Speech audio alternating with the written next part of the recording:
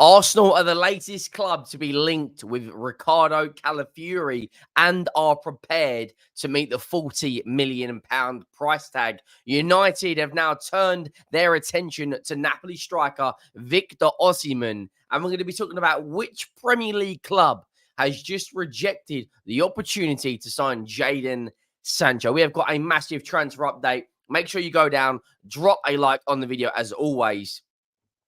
89% of people that have watched the last 3 videos are not subscribed. So what are you waiting for? Go down, hit that subscribe button after you like the video. The road to 10K is well and truly on. England somehow scraped it yesterday with Harry Kane winner, Jude Bellingham over a kick. But we're here to talk about transfers now that everyone's kind of calmed down a little bit. Report coming out this morning that Arsenal are the latest club to being interested in Ricardo Calafiori.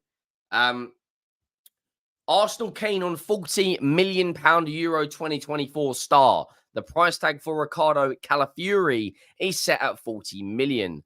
That's according to The Express, who report on Arsenal and Juventus joining Liverpool, PSG, Real Madrid and Tottenham in tracking the Bologna centre-back. With Italy out of Euro 2024, Calafiori's future may be put under the spotlight a little more. Bologna are said to be preferred not to sell to Serie A rivals Juve, who poached their head coach Thiago Motta only weeks ago.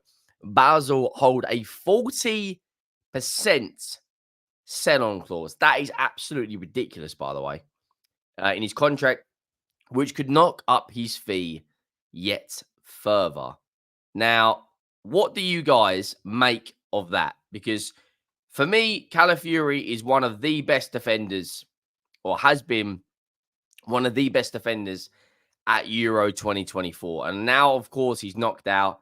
And the spotlight is going to be on him now because Juventus, Real Madrid, Liverpool, PSG, Tottenham, and now Arsenal are all interested in him. And he is, in my opinion, a top player. Genuinely, he's a very, very good fullback. He can play centre-back. He can play left-back. He can play right-side centre-back. He can play left midfield. His contract expires June 30th, 2027. He joined Bologna back in August 31st of last year, 2023. He's been at Basel. He's been at Roma. He's been at Bologna. He's been at Genoa. He is, according to transfermarkt.co.uk, valued at 35 million euros. According to the probability percentages, Juventus have gone down to 21%. He's made 129 appearances in his career. He is only 22 years of age and just turned 22, that is as well.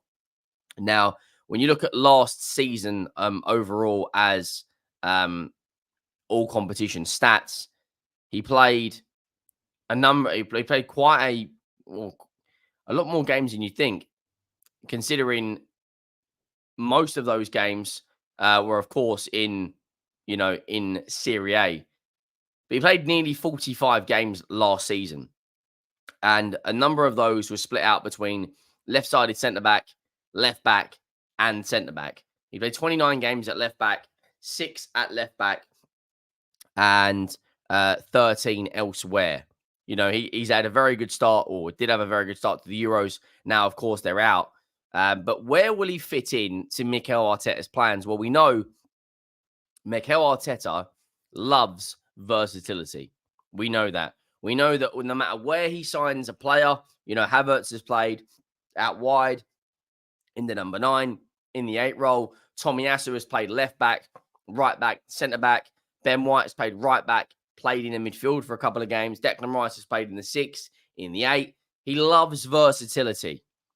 Calafiori would be a signing that genuinely, for me, is a statement of intent, because you've got a player who, as the report says, is wanted by Liverpool, PSG, Real Madrid, Tottenham, Arsenal, and Juventus to sign one of the most fought-on fullbacks in world football at the moment.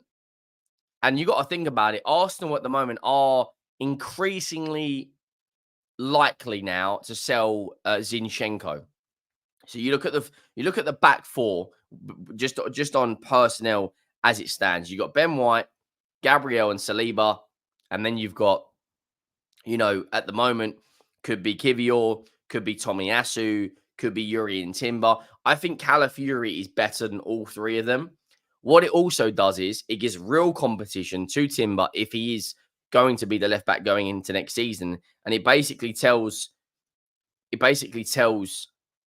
that back four that no position, is really safe, because Calafiori could quite easily slot in at centre back as well, and even right back. He is a top player, 22 years of age, so he's still a relatively new player. His best years are to come. He's so versatile. He's good in the air. He reads the game really, really well. Of course, experienced as well.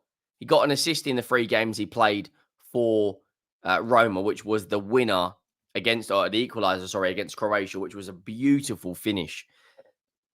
And genuinely, I think right now that if they manage to pull the signing off, then, well, I'll be furious. I'm not going to lie, because Tottenham are linked to him. But it's a statement of intent to tell Manchester City, look, we're not going anywhere.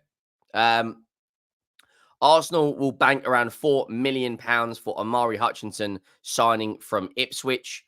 The former Gunners Academy winger had a sell-on clause embedded in his contract when Chelsea signed him from their rivals in 2022. It is thought to be worth 15 to 20% of the next fee, and having cost initial $20 million for a club record for Ipswich, Arsenal will make a tidy profit. And the last bit of Arsenal news before we move on to Manchester United is that Arsenal have rejected the chance to sign Jadon Sancho. Arsenal have reportedly rejected Manchester United's offer to sign Jadon Sancho. The winger starred on loan at Borussia Dortmund during the second half of the season, but still has no future at United due to his lack of relationship with manager Erik ten Hag. That has been forced by Sir Jim Ratcliffe to float the idea of a $40 million deal for Sancho, potentially on loan with an obligation to buy to Arsenal, Chelsea, Manchester City, and Barcelona. But Team Talk report that the proposal has been widely dismissed by the likes of the Gunners, partly due to Sancho's high wages, estimated in the region of £250,000 a week. Now, Arsenal, of course, want to add, to their attack this summer. A wire player, a forward at both kind of positions have been heavily linked. As it stands right now, I've remained practically the same throughout the start of this transfer window. I think personally, Arsenal need a wide player. Now, Jadon Sancho, for me, I think Mikel Arteta could quite easily transform and get the best out of him, because he's the sort of player that needs a manager to put his arm around him and say, look, this is your role in the team. You're a good player. Obviously, he hasn't had the best of times with Erik ten Hag. They've clashed a lot. So has Harry Maguire. So did Ronaldo. That club needed a big restructure from the top down to the very, very bottom. Arsenal aren't in that situation. He's going into a dressing room with players like Saka, Odegaard, Saliba, Declan Rice. He's going to know a lot of the England boys like Ben White as well.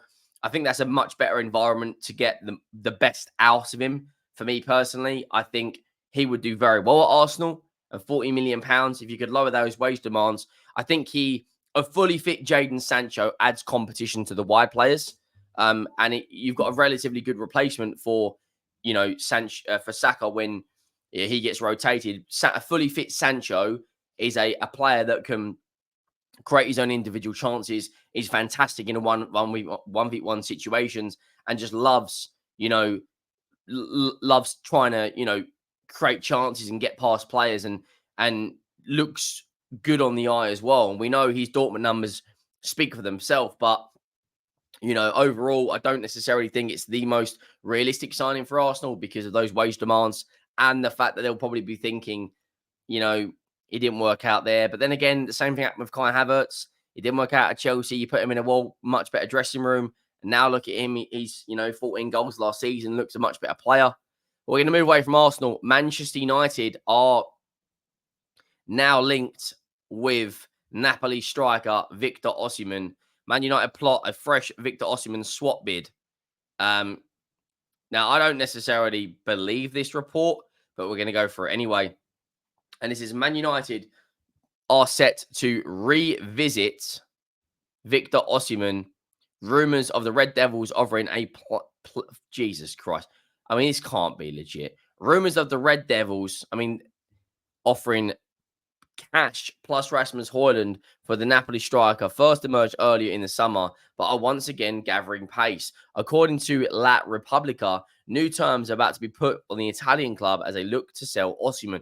Now, a report come out a couple of days ago that Napoli are prepared to sell Victor Osimhen at a cut price, which was around £70 million.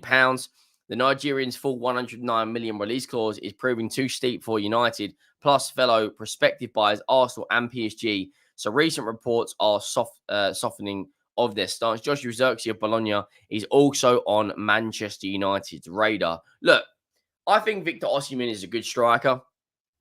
I think he could quite easily get 15 to 20 league goals in the Premier League. But 109 million release clause is incredibly steep. I think there's more chance he joins Manchester United over Arsenal. You know, Man United are one of these clubs that just drops money sometimes, you know, like it's going out of fashion. The narrative that Manchester United Football Club are broke is complete and utter myth. They are not broke. They've got more money than most teams.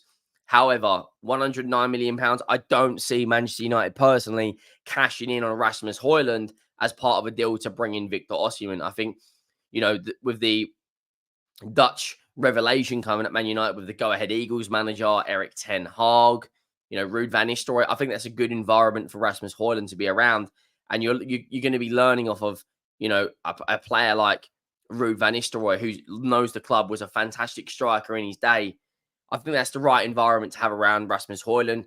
And personally, I don't even think that's a good deal because Rasmus Højlund's only 21, 22 years of age, had half-decent first season in the Premier League.